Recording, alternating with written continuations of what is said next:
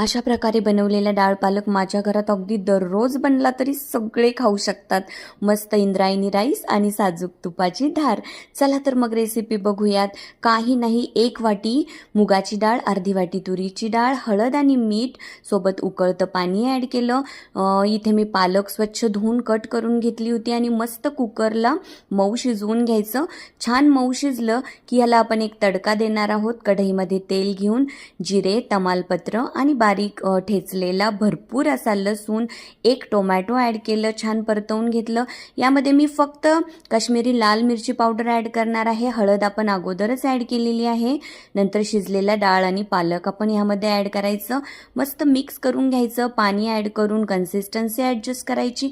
अगदी थोडासा गरम मसाला ॲड करायचा. 1 उकळी घ्यायची आणि रेडी आहे आपला झटपट असा डाळ पालक. चला तर मग रेसिपी ट्राय करा आणि चॅनलला सबस्क्राईब करा.